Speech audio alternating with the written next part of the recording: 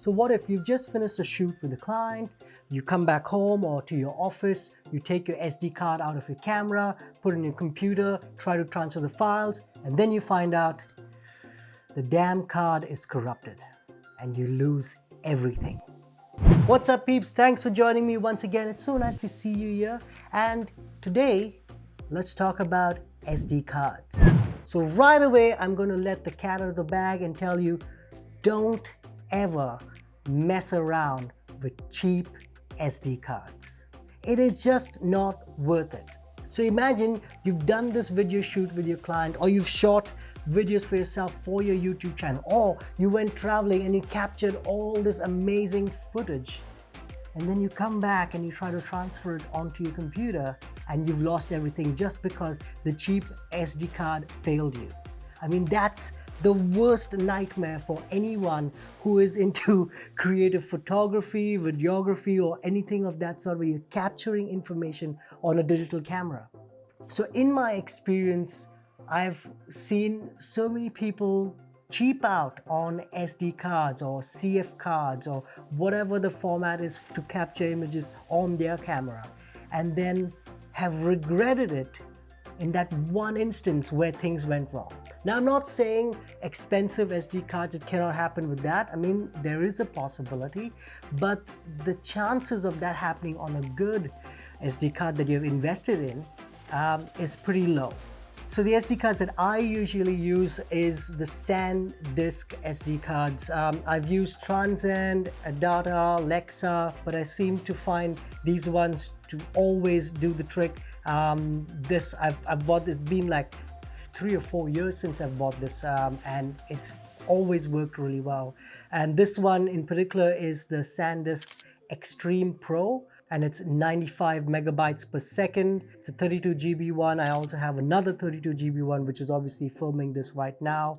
I've also used an Adata SD card, which is 16 GB. Now with these, I must say the newer ones, which is like the Extreme Pro, that have a better readout rate. Like this one is 30 megabytes per second, that's the Adata, and the SanDisk Extreme Pro is 95 megabytes per second. So that reads and writes onto your card much faster than the older version. So I would recommend going in for the newer versions, so that if say you're recording in 4K or something of that sort, your card can handle it, because most older cards cannot record in 4K. I will leave some links in the description of different cards that I've used in the past personally, and also newer ones that are out there on Amazon. So I'll leave those links in the description so you can have a look at them if you're planning to buy yourself new SD cards. So if you're just starting out and you're looking at buying a new camera and buying SD cards for it, just don't cheap out on the SD card side of things. You can cheap out a bit on the cameras if you're not wanting like high-end cameras and you want to go mid-range. You can buy, say, something like the Canon 80D, or on the Sony side, the Sony a6500, or the Panasonic, I think it's G85 or something. I'll link it in the description, or even the Olympus M10 or the M5. Or you could go even lower and you can buy yourself a Canon SL2, which has the dual pixel autofocus, 60 frames per second, or go lower end on the Sony side, which is like the A6000 or the A5100. You'll still get the 60 frames per second, you still get pretty good autofocus and things like that.